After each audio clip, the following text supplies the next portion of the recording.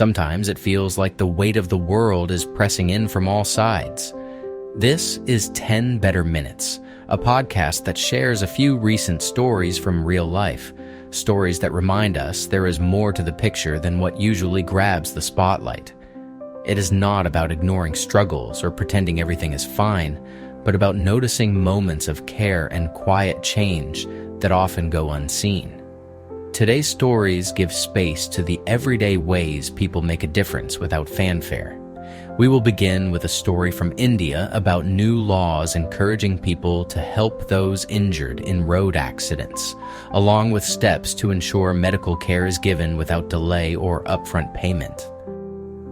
India has taken a thoughtful step to make kindness practical on the roadside. With the Reassurance program, the government is launching new Good Samaritan laws that reward any citizen who stops to help a road accident victim within the first 60 minutes. The idea is simple and urgent. When the golden hour matters, ordinary people should feel safe to act, not stuck in worry. Imagine a driver noticing a crash near a busy road, or someone on a morning commute spotting an injured person and stepping forward. Under Reassurance, help is not just encouraged, it is protected. Helpers receive a reward of 25,000 Indian rupees, shared if more than one person assists. The legislation also includes legal protections with privacy safeguards and no detention, so good intent does not turn into legal anxiety. And the support does not end with the helper. The new rules guarantee cashless treatment for the first 7 days, preventing hospitals from demanding upfront payment or refusing admission simply because someone cannot pay immediately. Each year, the ministry will also recognize the 10 most vital or courageous Reassurance interventions with a bonus of $1,000 and a certificate, shining a light on courage that looks like everyday action. In a world where traffic can make people hesitate, Reassurance offers steadiness. It treats urgency as something we can share, and it reminds us that helping done in time can become a community habit. There are moments that remind you what steady hope can look like in real life. This story follows one student in Waianae, Hawaii, through a school year that could have ended differently. Schultz kept working toward finishing school, even when housing became its own kind of obstacle. He was in and out of homeless shelters since he was 15, and for almost a year he lived in his car while still showing up for classes. On top of that, his parents were dealing with addiction, which made everything feel less predictable. Still, he did not let the uncertainty be the last word. A turning point came through Desiree Adams, one of the family's Hanai aunties. She helped him return to school with practical support, including paperwork, and she followed house rules and a curfew like they mattered, because to her they did. When he could, Schultz also handed out donated items to homeless families, making his own progress feel shared instead of solitary. And then Friday night arrived. Eric Schultz walked the stage at Waianae High School and took his diploma. After graduation, he was living in a transitional shelter, planning to pursue trade school for plumbing, and thinking about how to help other Waianae families along the way. What stays with me is how hope can be both stubborn and gentle. One person gets the right kind of support, and suddenly a future feels possible again. In London, healing can look surprisingly ordinary, like gathering on a few afternoons a week to build something beautiful with your own hands. Today, we are looking at how mosaic making became a steady rhythm for both minds and neighborhoods. The Hackney Mosaic Project was founded by Tessa Hunkin, sparked by a chance encounter with a mental health recovery group in Westminster. Over more than 15 years, she has helped bring people together who are navigating depression, post-traumatic stress, and addiction, offering a calm, focusing craft when life feels noisy. In the workshops, which usually run on Wednesdays and Fridays from 2 until 5 in the afternoon, with alternate Saturday afternoons, participants start by sorting glass and tiles.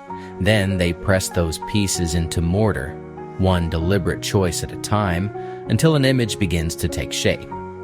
One especially bright example arrived in 2023, after the period of the COVID pandemic, when a burnout support project launched at River Place Health Center in Islington. More than 100 local patients helped revamp drab concrete benches with floral mosaic designs. Alongside that work, the project also created public mosaics for places such as parks, and Shepherdess Walk in Hoxton features large Roman-style mosaics on walls and pavement. What I love most is how the finished art does not hide away. It sits in public view, and so does the pride behind it. In time, the routine of sorting, pressing, and stepping back to see the pattern becomes its own kind of hope, quietly turning shared spaces into gathering spaces. When the natural balance of an ocean shifts, communities that have lived with the sea for generations can be the first to notice. This story follows one group of Walbunja youth as they turn hard times into a practical path forward.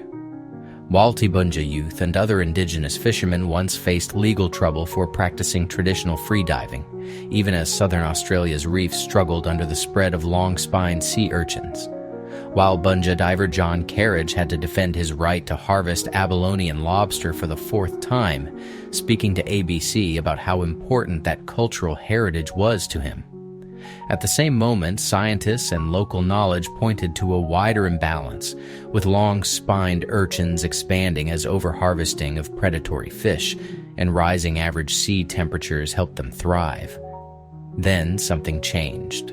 New South Wales closed prosecution against traditional fishermen and began supporting Walbunja members through training and funding for an Aboriginal-led fishing industry focused on sea urchins. Carriage and his brother Denzel are now learning to dive with supplied oxygen and pilot boats, harvesting select urchins, then cleaning and exporting them. Training runs through the Junga Land and Water Aboriginal Corporation, and the government provided an Australian dollar grant of $1.48 million. The goal is to harvest thousands annually for Australasian seafood markets. What I find hopeful is that this is not charity or symbolism. It is support that lets cultural skill become ecological care, giving sea vegetation a chance to regrow while rebuilding fishing opportunities at the same time. It is not every day that a school lesson turns into real protection for wildlife. In Danville, California, students at John Baldwin Elementary School learned that a nearby habitat, important to the bald eagles Jackie and Shadow, was in danger of development.